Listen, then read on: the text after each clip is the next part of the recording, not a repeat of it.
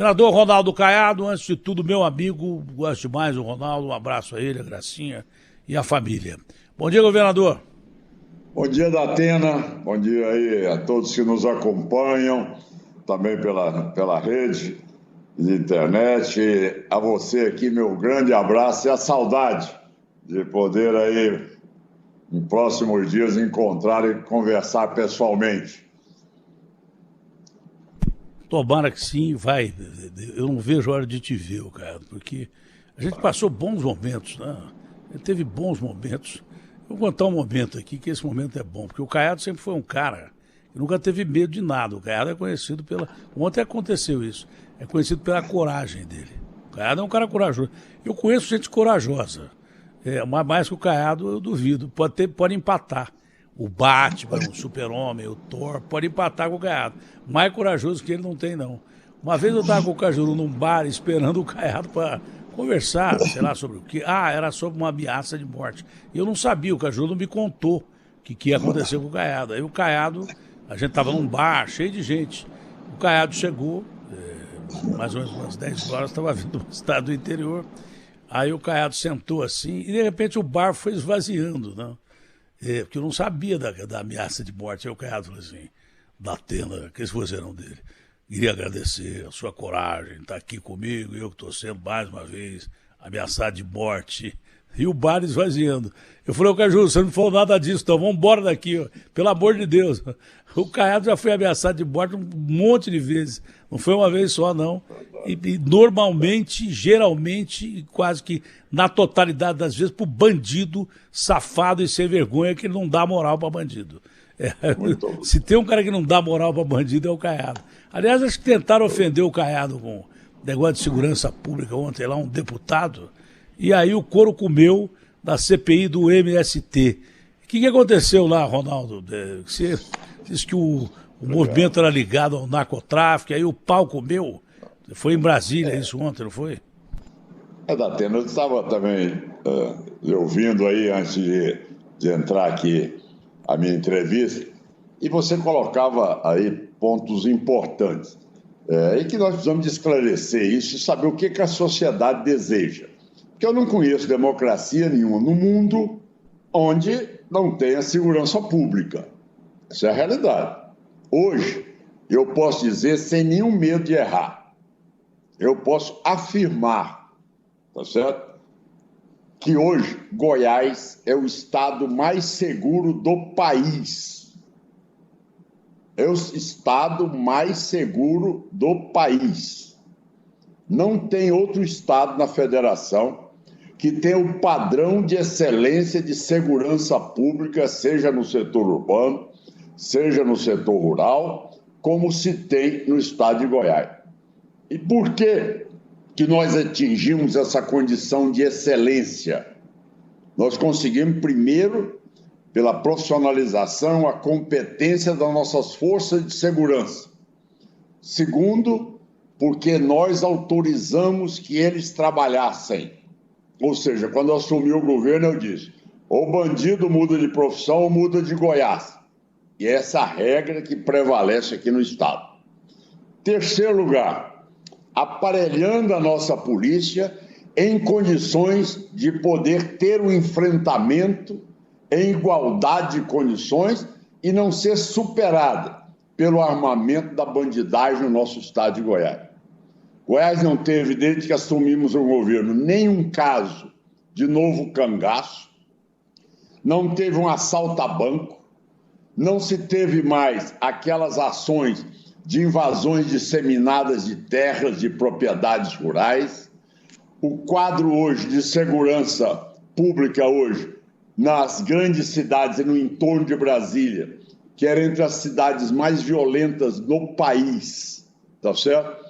Hoje, você transita lá em qualquer hora do dia ou da noite. Ou seja, os comandos e as facções, no momento em que nós fizemos investimentos, e é o que você colocou, para que o preso vivesse ali, dentro das normas que são exigidas, mas dentro daquele critério que deve ser penitenciária, ele não pode ser quartel-general de bandido. no momento em que nós instalamos as nossas penitenciárias de segurança máxima, o crime em Goiás despencou. Ou seja, as pessoas não ficaram lá no nosso governo mandando ordens para poder ali assassinar quem quer que seja ou ameaçar outras pessoas. Então, hoje em Goiás, tá certo? Quero deixar claro que por ter tido a coragem de enfrentar essas facções criminosas e todas as outras organizações também, de assalto a cargas, de assaltos no setor rural, de assaltos a bancos, de narcotráfico, é lógico que hoje nós chegamos num ponto de excelência. É o que eu digo. A única pessoa em Goiás que precisa andar de carro blindado e segurança grande sou eu, tá certo? O resto da população pode sair de casa, não tem conivência do Estado com a bandidagem. Nós não temos concessão com a bandidagem. Bandido não cresce no estado de Goiás. Aqui é segurança plena. É a primeira vez, Datena, que um governador de Goiás ganha no primeiro turno e é a primeira vez que um governador de Goiás ganha na capital na sua reeleição. E sabe qual foi? Nas pesquisas demonstradas, as pessoas dos bairros mais humildes disseram hoje: eu posso passear com meu filho na praça, eu posso pegar o ponto de ônibus sem ser assaltado, eu posso abrir a minha padaria aqui às 4 horas da manhã para começar a trabalhar, eu posso abrir o meu mercado. Os supermercados de Goiás dispensaram a segurança particular, que era um gasto enorme que eles tinham diante da segurança pública que tem no Estado. Então, é um ponto que eu não acredito em democracia, eu não acredito no Estado que se curva a bandido. Essa é a grande verdade. Estado que se curva a bandido. Ou tem o rabo preso, ou é conivente, ou se não, é um homem frouxo que não tem coragem de cumprir a sua função como governador de Estado. Essa é a verdade. Nós não podemos admitir amanhã que o Estado se ajoelhe para a criminalidade. Isto é condição sine qua non para que se tenha democracia. E aqui em Goiás nós cumprimos a regra. Investimos nas penitenciárias, ampliamos as nossas penitenciárias e temos um sistema aqui que pode ser copiado, sem dúvida nenhuma, pelo Brasil todo, com regras, ordem e, ao mesmo tempo, com total parceria com a Polícia Rodoviária Federal, a Polícia Federal e o GAECO também, da área de informação do Ministério Público. Então, você me perguntou agora sobre a matéria de ontem. Datena, eu fui convidado para falar sobre MST. Você sabe, Datena, que há 37 anos atrás, eu mostrei esse debate quando ninguém tinha coragem, tá certo, de enfrentar esse tema nacionalmente, né? Eu fui e debati esse assunto, mostrando que aquilo ali não era uma política de melhoria da qualidade de vida das pessoas, nem era uma política de ampliar a produtividade em nosso país. Era muito mais uma política doutrinária marxista, tá certo? Que queria criar uma situação de convulsão no campo e poder estatizar as terras brasileiras.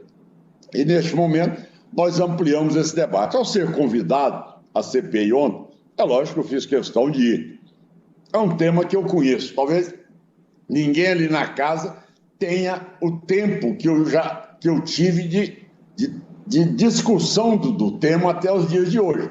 E o que é que tem demonstrado? É que aquela época, tá certo? O MST tinha uma popularidade e um apoio na sociedade em 1985. Hoje, a sociedade já não tolera mais os seus hábitos. Porque o cidadão não pode se vestir de dono da verdade e achar que pode invadir uma propriedade, que pode botar fogo na propriedade, que pode sequestrar um produtor, que pode ali matar as pessoas que estão dentro daquela propriedade, porque ele se intitula como sendo o julgador de que aquela propriedade ela é amanhã devedora no Banco do Brasil, o cidadão não pode pagar, ou ele acha que o documento ali não é suficiente para o proprietário rural estar ali, e ele não quer nem saber. Existe regra, existe lei. O cidadão vai lá no INCRA, faz a vistoria na propriedade, se o INCRA quiser comprar, faça a reforma agrária como deve ser feita. Agora, o que aconteceu ontem não é diferente, até porque você sabe que só na Câmara eu tenho 5 mandatos e como senador 1 mandato. Então eu conheço bem a casa. E o que se viu é o seguinte: as pessoas não tinham argumentos para poder defender uma prática que ela é criminosa. E o debate estava centrado em dizer o seguinte: quais são as fontes financiadoras do MST? Eu disse, olha, na minha época, eram, tá certo, entidades internacionais que nós não conseguíamos quebrar o sigilo, e essa verba chegava, isso em 1986, chegava pelo Banco Central do Brasil. Bom, depois foram algumas ONGs criadas também para poder transferir dinheiro diretamente para esse movimento. E disse a eles que eu não tenho menor receio de governos de direita ou de esquerda. Eu tenho receio de governos que amanhã sejam tutelados pelo narcotráfico, exemplo de alguns países da América Latina. Então, eu disse também que esses falsos, tá certo, acampamentos, eles eram muitas vezes criados para poder ali criar como se fosse uma área de independência do Estado, que o policial não podia entrar, que as autoridades não tinham acesso, e que muitas vezes as pessoas que praticavam roubo ou estavam fazendo também o transporte de droga, eles se resguardavam nesses acampamentos do sem terra. Ora, se eles são tão íntimos assim, aonde é que vem esse dinheiro hoje que os mantém? Qual é que é a fonte originária da renda deles, já que eles não têm estatuto? Eu nunca vi uma entidade se apresentar como entidade, não tem estatuto, não tem CNPJ, não tem a pessoa responsável pelas truculências que faz no país. Então, eu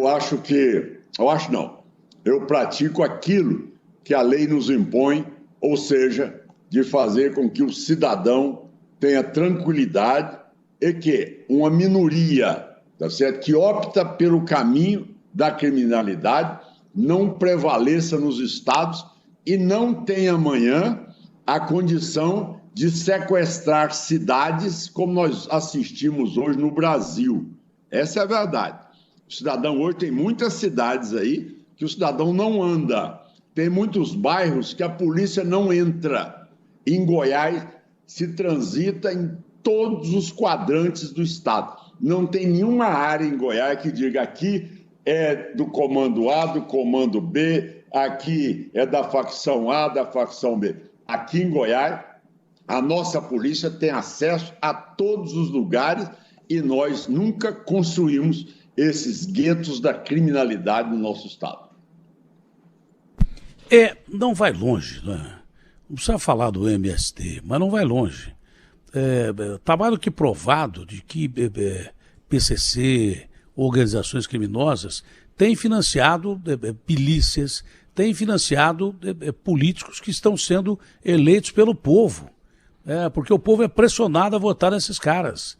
Tem cargos executivos ocupados por gente que indicada pelo PCC ou por crime organizado. Enquanto a gente não tiver coragem de falar isso, esses caras vão se infiltrar cada vez mais. E nós estamos sofrendo aqui, não é um processo de nos tornarmos a Venezuela de hoje. É um processo de nos tornarmos a Colômbia, de antigamente, com Farc. O Pablo Escobar, o maior traficante do mundo, era congressista. Então isso está acontecendo no Brasil e as pessoas não falam. As pessoas não falam. Tem político hoje financiado por milícia e por bandido de crime organizado. Os caras têm medo de morrer e não falam isso. É isso que me deixa indignado. E os caras dividem cadeira em parlamento, em congresso, tem cara exercendo cargo executivo com gente financiada pelo narcotráfico, pelo crime organizado. Será que eu estou dizendo alguma mentira aqui, ô Gaiado? É que os caras não têm peito para dizer. Os caras não têm saco para dizer. Essa é a realidade. E o mais importante, né, Datena, é ter que enfrentar isso. Eu acho que a gente tem que falar, e no momento que nós ocupamos uma posição como agora eu sou o governador do estado, nós não podemos estar simplesmente tergiversando do enfrentamento a esta situação que você muito bem relatou, ou senão nós amanhã vamos ver a estrutura de Estado totalmente controlada por uma estrutura que é capaz de ter um caixa 2 que ninguém tem igual, capaz de poder pressionar as pessoas como ninguém. Para você ter uma ideia, quando assumiu o governo, mataram 2 professores na região do entorno, porque as facções determinavam que os alunos ali fossem ali comercializadores da droga na hora do recreio dentro do colégio. E se o professor contestasse, ele era duramente repreendido pelas facções. Então, este processo, e aí você tem as várias alterações e ramificações, é roubo de carga, é assalto às propriedades rurais, é assalto a banco, é novo cangaço, enfim, tudo isso, no que você está dizendo, é exatamente a minha preocupação.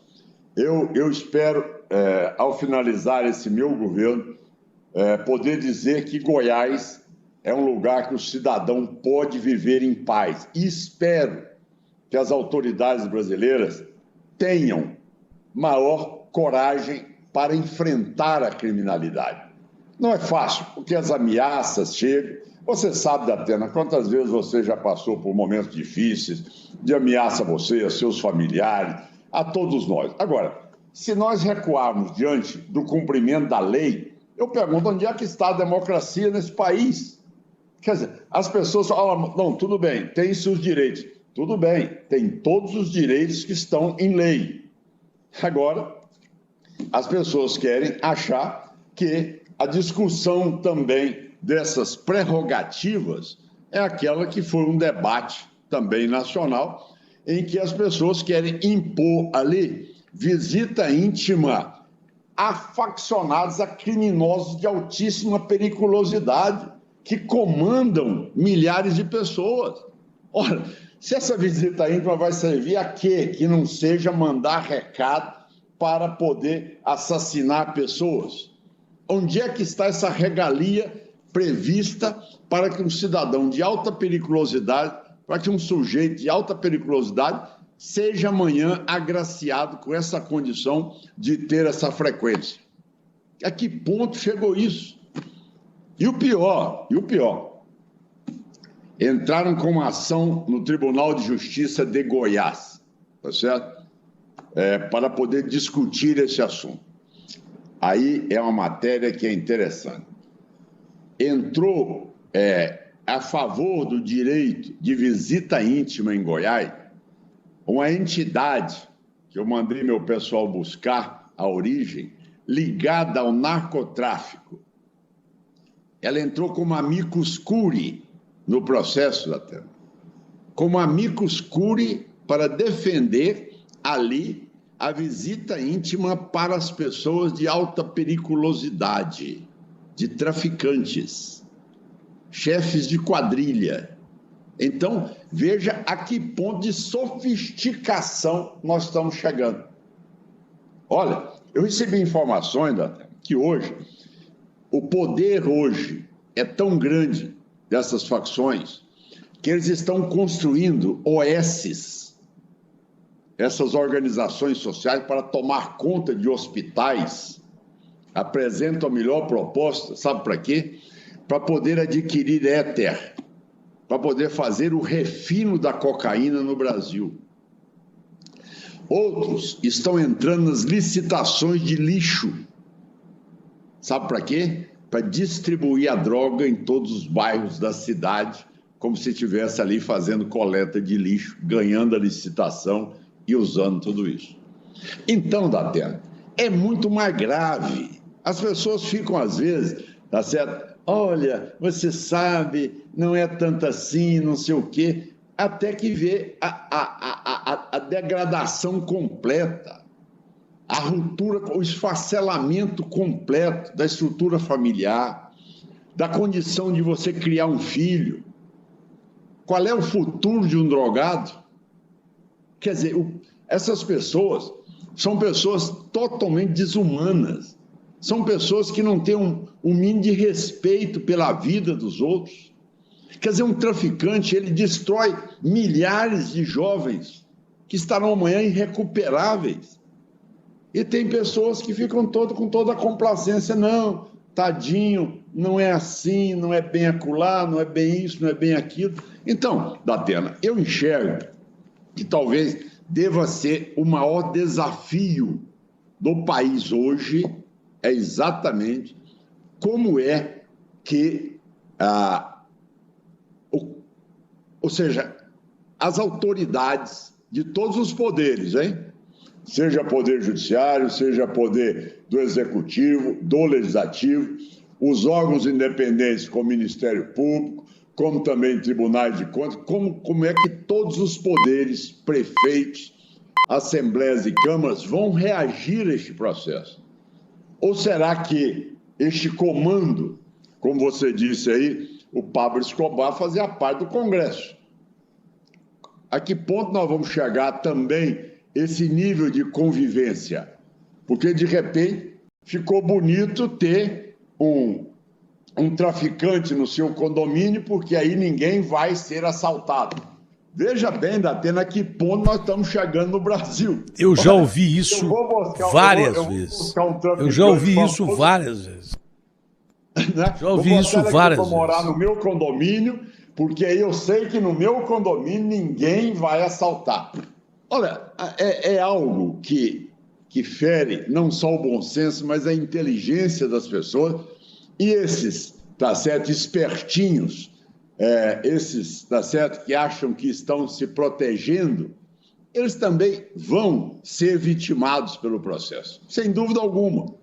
Então, esse debate é um debate que ele precisa de ser levado com conhecimento, com capacidade, também sabendo que com a polícia bem preparada, bem treinada, o sistema de inteligência hoje do nosso Estado é o que eu mais invisto nele.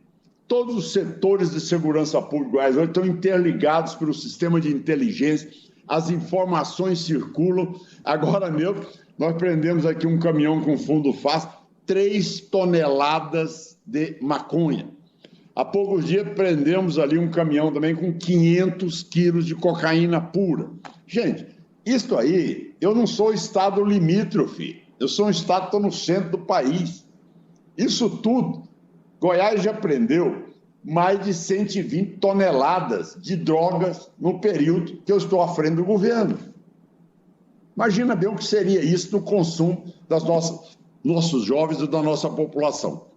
Então, Datena, eu concordo plenamente.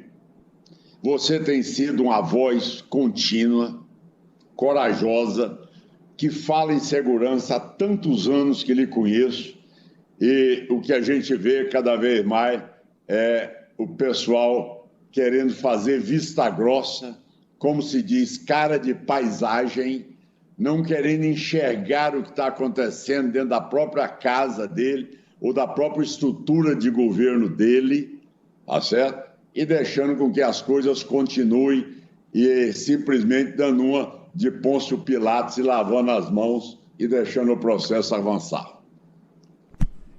Por uma questão de ética, não vou nem pedir a sua opinião sobre isso, governador, mas o crime organizado, que faturava 200 milhões e ainda fatura muito no centro da cidade de São Paulo, tomou o centro da cidade de São Paulo, da maior capital da América Latina, uma das 10 maiores cidades do mundo, e hoje o centro de São Paulo é abandonado. Lojas fechadas, restaurantes que não podem funcionar, a loja que está aberta, o cara é obrigado a descer a porta quando tem correria de fluxo de pessoas usuárias de droga insufladas por criminosos de crime organizado. O crime organizado tomou o centro de São Paulo, tomou do povo o centro de São Paulo, que de repente não se consegue resolver a situação aqui. Primeiro que tem que ter mudança da lei.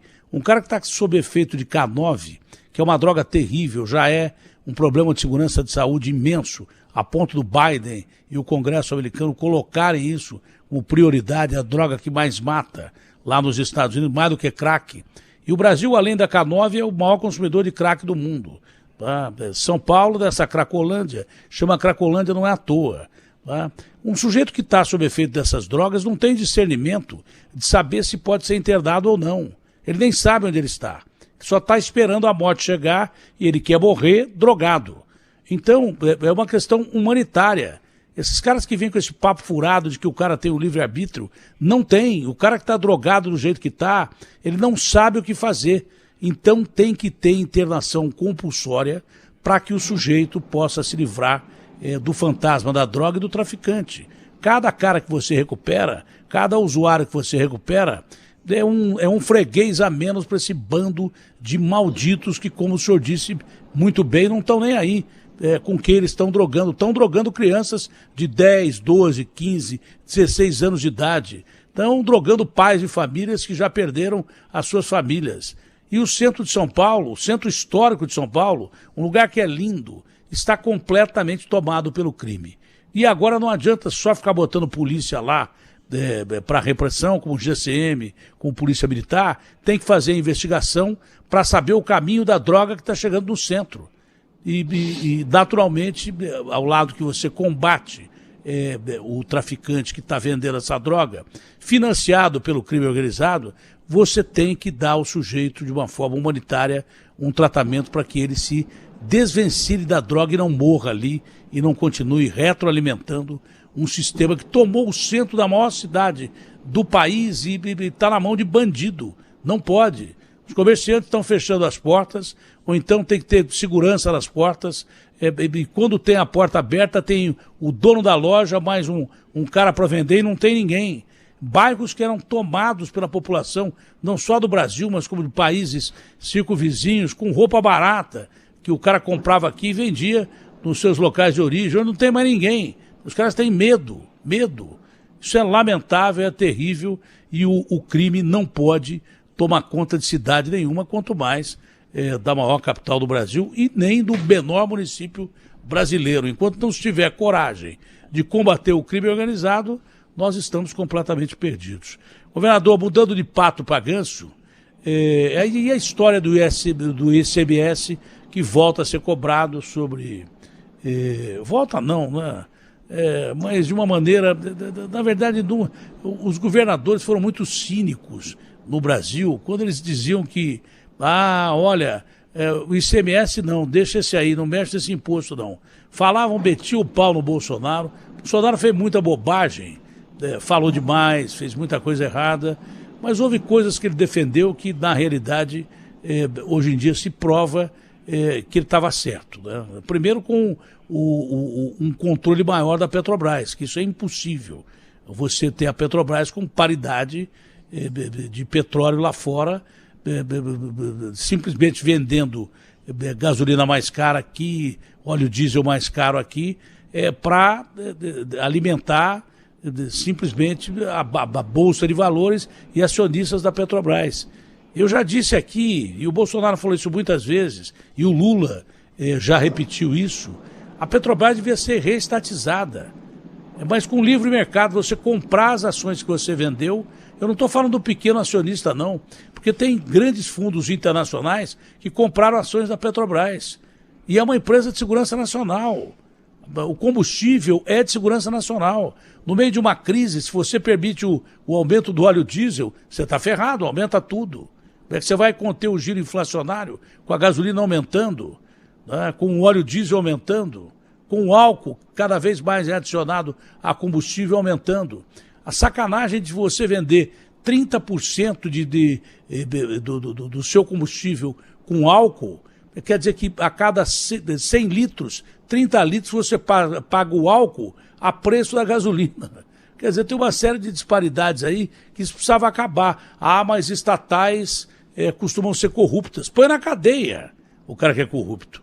E torna uma estatal. Você não pode privatizar uma coisa que dá lucro, porque dá lucro para o Estado diretamente. Você não precisa de jogar na bolsa o capital da Petrobras. Se ela dá um lucro imenso, por que você não mantém a Petrobras? Mas porque ela foi sucateada, porque os partidos todos roubaram a Petrobras. Pô, põe na cadeia o corrupto e torna a empresa estatal livre de corrupção. É possível isso? É. Se tiver vergonha na cara, é. Mas como é que o senhor trata da questão do combustível? Bom, você sabe que nós temos que enfrentar uma realidade. Essa realidade, ela precisa de dar ao povo brasileiro aquilo que nós estamos numa fase muito avançada, mas realmente as autoridades não voltam os olhos para as alternativas que nós temos de fonte de energias. Isso é importante que seja dito. Hoje, o modelo ainda é combustível fóssil. E, de repente, importar tecnologia asiática de energia eólica, tá certo? Ou, se não, de energia fotovoltaica e trazer isso para cá. Ô, Datena, nós brasileiros temos hoje o maior potencial hídrico do mundo. A pequena chamada PCHs, pequenas centrais hidrelétricas, elas geram energia, e não é apenas durante uma fase do dia, elas geram energia 24 horas por dia. Ou seja, não é uma energia intermitente, é uma energia perene. Nós temos de biomassa, nós temos a produção hoje de álcool, nós temos o biodiesel, nós temos hoje fontes geradoras de energia, tá certo? Capazes de complementar. Nós temos, por exemplo, o gás, que ele é reinjetado no pré-sal, porque não se constrói um gasoduto para poder fazer com que ele chegue até o litoral e possa chegar até meu estado de Goiás, para que as indústrias possam ter um preço menor, ao invés de ter a necessidade de queimar diesel, possa ter aí o gás, tá certo? Para poder desenvolver as suas atividades e ter uma garantia maior de energia nos nossos municípios. Então, quando você trata de combustíveis, nós vamos lá. Qual é que é hoje, Datena, a fonte de arrecadação dos estados? ICMS na parte de serviços. Depois você tem combustíveis, 24% de arrecadação de ICMS, comunicações e energia, 14%. Esses três, eles estão aí num patamar de 39% em média na arrecadação dos estados. Então, quando você vai fazer uma modificação de arrecadação, você tem que apresentar qual é que é a fonte que vai substituir esta receita. Então, é isso que nós precisamos deixar claro, que a União, ao fazer movimentos estruturais na arrecadação dos 5.575 prefeitos e dos 27 governadores, tem que buscar alternativas para que o orçamento feche no final do ano. Não tem como você fazer a multiplicação de pães, tá certo? Isso nós não temos essa prerrogativa. Então, o que é que nós estamos buscando hoje?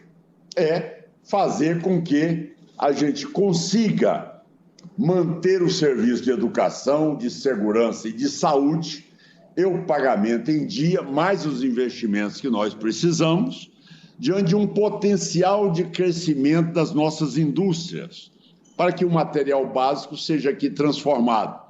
O cidadão chega para mim e diz: mas bom, governador, mas não tem energia. E é verdade, não tem energia. Hoje, o único gargalo que Goiás tem de crescimento é por causa da falta de energia. A energia hoje em Goiás ela é fornecida por geradores queimando óleo diesel. Qualquer restaurante hoje é obrigado a ter gerador. qualquer hospital, qualquer fábrica hoje, qualquer supermercado, tem que ter ali uma bateria de geradores. Então, a política nacional, ela precisa de voltar os olhos para as fontes alternativas que nós temos no Brasil, que estão aí produzindo, que realmente priorizem elas e que dê aquilo que é a nossa característica para mostrar para o mundo que nós podemos ser alternativa e que os modelos ali, vamos dizer, bem avançados ou bem construídos deles também, a gente possa absorver. Mas o Brasil é o único país no mundo que tem esse potencial de fornecer energia além desse fato específico aí de ser apenas de combustível fóssil. Mas vou lhe dar um outro detalhe. Você viu a polêmica aí da Petrobras em querer perfurar ali na foz do Amazonas, tá bom? Ah, não pode. Agora, no entanto, a Guiana, do lado, em frente, perfurando o pré-sal ali, e ela é da Europa, vinculado a país europeu. E ela pode sugar o petróleo do Brasil todo ali do lado. E ela faz a perfuração do pré-sal ali, chupando o óleo todo do Brasil. E hoje, se não me engano, eu posso errar, mas por pouco, mas eu acho que hoje a Guiana deve estar chegando a quase 2 milhões de barris dia. O Brasil deve estar em pouco mais de 3 milhões. Então, como é que pode, tá certo? Você querer também restringir aquilo que nós sabemos que tem data para acabar, porque realmente é a tese que sempre se vincula, ó, a idade da pedra não acabou porque a pedra acabou, e também a idade de combustível fóssil não vai acabar porque os combustíveis vão acabar. Mas, lógico, neste momento, é usar todo o potencial que nós temos na produção de combustível e também de gás, que é ali um elemento acessório daquela exploração, para nós fornecermos isso aos nossos estados. E, de repente, você tem também uma política internacional querendo cada vez mais demonizar ou dificultar as ações de nós podermos buscar novas alternativas. Ora, desde quando um reservatório ali, chamado reservatório de fio de água, que é uma PCH, que gera riqueza para o município, que gera energia perene, que não é apenas quando tem sol ou quando está ventando.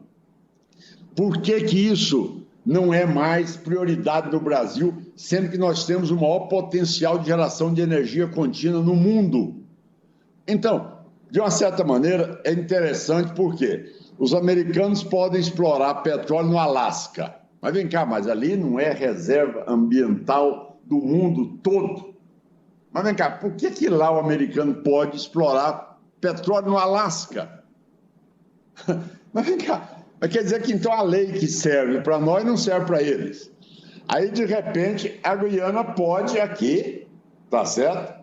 Que é um distrito aqui do governo, tá certo?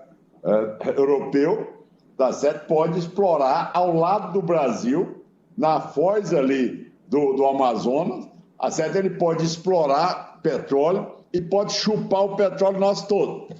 E para eles está tudo bem, está tudo bonito.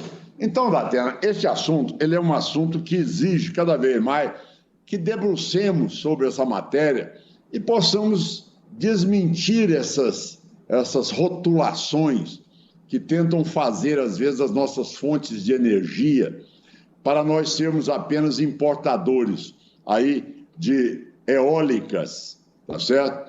Com os motores aí, com todo o respeito da GE e outros tantos, e também das placas fotovoltaicas aí, tá certo? Onde agora mesmo a produção é tão grande no Nordeste que não tem consumidor, e os linhões para trazer essa energia do Nordeste até o Sudeste hoje se fala em R$ trilhão. Já saiu da casa dos bilhões de reais para poder atender a distribuição dessa energia que é produzida em área que não tem consumo para ela. É um tema que vale um debate muito grande, mas eu devo dizer que é uma matéria a ser também pautada para que a gente possa trazer, não na tese do achismo, mas com conhecimento técnico dos garroteamentos que muitas vezes, por uma política em nome ambiental, estão cada vez mais garroteando o nosso Brasil, que tem ainda preservando todos os seus biomas e tem o melhor código florestal que nenhum outro país tem no mundo. Então, eu acho que nós temos que ampliar esse debate para nós chegarmos ali ao final, melhorando a vida do consumidor e do gás, desde o gás de cozinha até o combustível no carro do cidadão. Eu estou vendo aqui a foz do Rio Amazonas, né? E tem a Guiana do lado do Brasil, faz fronteira com o Amazonas. A mesma coisa que a Venezuela. A Venezuela deve explorar petróleo um pouco mais para dentro, mas você acha que o petróleo que tem na Venezuela, que é um dos maiores produtores do mundo, ele para da fronteira do Brasil ou ele continua na Amazônia? Então, é claro que a gente tem que ter exploração com desenvolvimento sustentável. Lugar que você não ocupa, o bandido vai lá e ocupa. Por que tem garimpeiro ilegal? Porque não tem garimpo legal, funcionando da forma que deveria. Se você ocupasse a Amazônia sem destruir a floresta, você pouparia a floresta do crime. Você pega aqui, eu não sei, pelo que eu estou vendo aqui, eu conheço muito pouco de geografia, mas tem a Guiana Francesa, daquele pentelho, daquele Macron, que vive enchendo o saco do Brasil, e vai ser a última pergunta que eu vou fazer, porque os países europeus, mais do que nunca, por causa da guerra da Ucrânia, já que o Putin cortou o gás, estão queimando o combustível fóssil lá, pra caramba, estão poluindo pra caramba. Mas pelo que eu vi aqui, a foz do Rio Amazonas, na parte do Brasil, deve ficar aí na altura da Ilha do Marajó, lá no Pará, que é do lado da Guiana Francesa. Quer dizer que a Guiana Francesa, eu não tinha atentado para isso, quer dizer que a Guiana Francesa pode explorar ali, e boa parte do que ela explora talvez seja tudo pré-sal brasileiro. Que as águas territoriais estão dentro das nossas 200 milhas, é do lado ali. Aí deve ser na altura da Ilha do Marajó, que é do lado da Guiana. E a Venezuela faz fronteira com o Brasil. Por que você não pode explorar petróleo ali? Isso é um absurdo, isso aí. Isso é um absurdo. Agora, isso tudo é atrelado à Guiana Francesa, hein? E esse cara fica enchendo o saco da gente, esse Macron, por um detalhe. O Brasil, se tiver condição de competir com o agro, que hoje é a nossa joia, talvez em 2040, se não fosse a pandemia, poderia ultrapassar os Estados Unidos para ser o maior produtor de comida para o mundo. Entendeu? Para falar bem claramente, commodities e daí por diante. Os franceses têm medo disso, porque são nossos competidores e ficam torrando a paciência. Os europeus, os americanos têm medo disso. Eles têm muito medo disso e querem que a gente fique sob a égide de um tratado que acho que é de 2017, que prega que a gente proteja ainda mais terras do que a gente já protege. Querem que a gente proteja terras do tamanho de um país como a Argentina ou mais, o que já tem de reserva indígena, o que já tem de parques nacionais. O Brasil preserva pra caramba. Esses caras, pelo contrário, eles acabaram com os índios e com as florestas deles, né, e não pagaram pelo crime que cometeram e querem que a gente preserve sem nos ajudar, porque preservar é caro, e querem que a gente deixe o negócio lá, como o Canadá, que veio aqui e comprou uma reserva enorme no Pará de cloreto de potássio, que é fundamental para fabricar o quê? Fertilizante. Hoje eles não exploram nada no Pará, o Brasil não pode explorar, porque é concessão de 10 anos para o Pará, que é o maior produtor de fertilizante do mundo, o Canadá. Quer dizer, é um absurdo, e mantém reservas aqui dentro do Brasil, o Alasca ainda, que deveria ser inexpugnável, né? Porque se de repente a calota polar do Alasca derreter, morremos todos afogados, né? Mas os americanos exploram petróleo lá e tem a maior reserva de petróleo do mundo lá, no Alasca, que é um lugar que deveria ser intocado, entendeu? Então não tem cabimento uma coisa dessa, de repente, na nossa fronteira, a gente não ter condição de explorar com cuidado, né?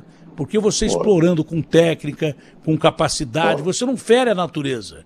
Mas os caras estão praticamente sugando. É como se tivesse um copo e o cara bebesse de um canudo do seu lado do copo, entendeu? Ele está tomando o seu petróleo lá. E é a Guiana Francesa. E a gente responde, até outro dia o Jamil Chad, que é o maior correspondente internacional que nós temos, entrou dizendo que é impossível você cumprir esse código de proteção ambiental que os gringos querem que a gente cumpra. Isso é impossível. Voltar ao colonialismo. Você não tem condição de desenvolver desse jeito. Ninguém quer plantar soja na Amazônia inteira, ninguém quer ocupar a Amazônia Azul de uma forma degradante, ninguém quer, da verdade, não ser ambientalista, primeiro para nós brasileiros e depois para o mundo. Eu sou preservacionista, eu sou um cara que sou ambientalista, mas eu parto do princípio que se você não ocupar e não explorar com desenvolvimento sustentável, aí vem o crime e rouba, ou vem essa gente que há muito tempo rouba o país, e a gente sabe que rouba é muito gringo interessado, escondido atrás de algumas ONGs que parecem que são ONGs, mas de ONGs não tem nada. Tem lugar que você não entra na Amazônia e que os índios falam a língua dos caras e não falam a nossa. Tem lugar que o exército brasileiro não entra na Amazônia por causa dessas ONGs. Então não dá para continuar desse jeito, né, Caiado? Você que o seu estado é um grande produtor do agronegócio, o Brasil não pode continuar desse jeito. É isso. Bom, mas nós temos muito debate pela frente. Muito obrigado aí, viu, Datena? A gente botar na pauta do dia aí alguns assuntos que eu acho que são extremamente relevantes. E você aí com essa sua credibilidade, ao mesmo tempo a sua audiência, continuando sempre levar à frente aqueles princípios que todos nós acreditamos e que são normativos aí de uma população civilizada, que quer ter cidadania, que quer ter dignidade, que quer chegar às condições de renda. Vereador, um bom dia, abraço em toda a família, que o senhor, assim, a molecada toda esteja aí sob a proteção divina. Abraço grande, bom dia.